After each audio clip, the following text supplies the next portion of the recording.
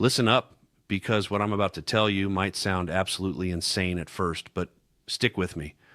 The Toronto Blue Jays are reportedly exploring a trade scenario that would bring one of the most electric players in baseball directly from the New York Yankees clubhouse, and the baseball world is not ready for the shockwaves this could send through the American League East. This isn't speculation anymore. This is legitimate smoke coming from front office circles on both sides of the border.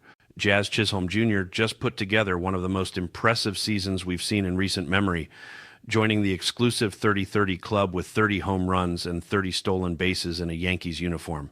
Think about that for a second. A player with that kind of two-way impact, that kind of raw athleticism, that kind of game-changing ability is potentially available, and the Blue Jays are positioned to make a serious run at acquiring him.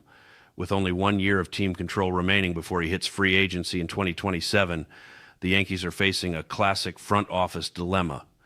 Do they commit massive long-term dollars to extend him, or do they maximize his trade value right now while his stock has never been higher? Toronto's competitive window isn't opening in 2 or 3 years. It's wide open right now. Vladimir Guerrero Jr. is entering his prime. The pitching staff has pieces in place, and the organization knows they need that second superstar to legitimately compete for a championship. Jazz brings exactly what this lineup has been missing: left-handed power that plays beautifully in the Rogers Center, elite speed that completely changes how opponents have to approach the game defensively, and the kind of swagger that elevates an entire clubhouse. This isn't just about adding another good player. This is about acquiring someone who fundamentally alters your offensive identity. The framework being discussed would send Ernie Clement, Joey Loperfido, and the organization's top pitching prospect, Ricky Tiedemann, to the Bronx. Now, before you start screaming about giving up too much, let's break down what each piece actually means for this franchise moving forward. Ernie Clement became a fan favorite last season, hitting .277 with remarkable plate discipline and striking out less than 9% of the time. That's genuinely impressive, and his versatility makes him valuable.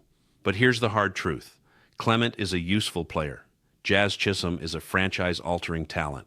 There are levels to this game, and when you have the opportunity to upgrade from good to elite, you have to seriously consider pulling the trigger. Joey Loperfido showed flashes, but hasn't established himself as an everyday impact player at the major league level. He's got potential, sure, but potential doesn't win championships when your core is ready to compete right now. The Yankees would be getting a young outfielder with upside and team control, which makes sense for their retooling phase. For Toronto, you're moving a prospect for proven production, which is exactly what contending teams should be doing when the pieces align. Now let's talk about the elephant in the room, Ricky Tiedemann. Trading your number one pitching prospect, especially a left-hander who just recovered from Tommy John surgery and is finally throwing without restrictions, to a division rival is legitimately terrifying. I'm not going to sugarcoat this part. If Tiedemann becomes a frontline starter in pinstripes and dominates the Blue Jays for the next 8 years, this trade could haunt Toronto for a generation. That's the nightmare scenario that keeps general managers awake at 3 in the morning.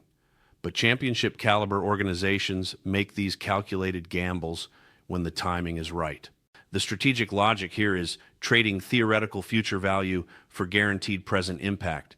Tiedemann has never thrown a pitch in the major leagues. He's got electric stuff, absolutely, but he's also coming off major elbow surgery with all the uncertainty that brings. Jazz Chisholm just proved he can perform at an elite level over a full season in the pressure cooker of New York.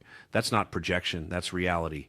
When you're trying to maximize Vladimir Guerrero Jr.'s prime years, you can't wait around hoping prospects develop on the timeline you need them to. What makes Jazz so valuable for this specific Blue Jays roster is his positional versatility. He can play elite defense at second base and center field, which gives manager John Schneider incredible lineup flexibility.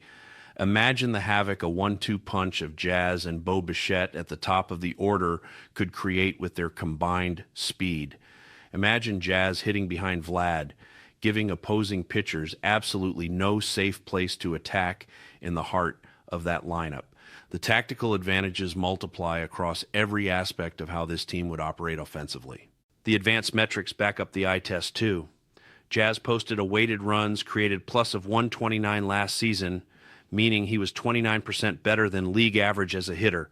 His sprint speed consistently ranks in the top 5% of all major leaguers. He's got a career isolated power mark above 200, demonstrating legitimate home run threat every time he steps in the box. These aren't empty statistics. They're indicators of a player who impacts winning in multiple dimensions simultaneously. But let's address the legitimate concerns because they absolutely exist. Jazz has dealt with injuries throughout his career, nothing catastrophic, but enough to raise questions about durability over a full championship run. There's also the personality factor.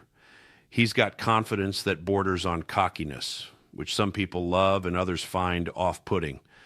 Can he handle being the second star behind Vlad in a market like Toronto that will scrutinize his every move? Can he maintain this level of production outside the Yankees system? These are valid questions that don't have guaranteed answers. The financial component matters too.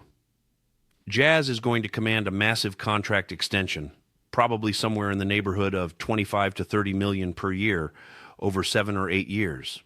Are the Blue Jays prepared to commit that kind of money to a player with 1 year of team control, knowing they'd essentially be competing against themselves in extension negotiations? Or are they comfortable with the risk of this being a 1-year rental if things don't work out? That calculus changes everything about how you evaluate this trade. From the Yankees' perspective, this deal makes sense if they've decided they can't or won't extend Jazz long-term. They get a potential ace left-hander with years of control at minimal cost, plus 2 young position players who fit their timeline better. Brian Cashman has never been afraid to make ruthless win-now or retool decisions. And if the read is that Jazz's free agency price tag is going to be prohibitive, maximizing return now is smart business. For Toronto, this represents the kind of aggressive all-in mentality that separates pretenders from legitimate contenders.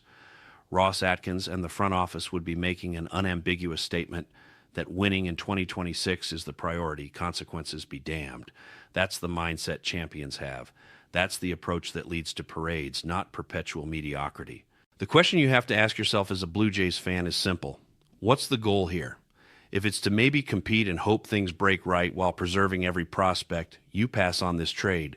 If it's to go out and take your best shot at a championship with the core you have right now, you make this deal and deal with whatever happens next. There's no right answer that satisfies everyone, but there is a choice that demonstrates belief in your team's ability to win at the highest level. So what's your call? Would you trade Tiedemann, Clement, and Loperfido for 1 year of Jazz Chisholm with the chance to extend him? Or is giving up that much future value to a division rival too risky? Drop your thoughts below because this is the kind of move that defines franchises one way or another.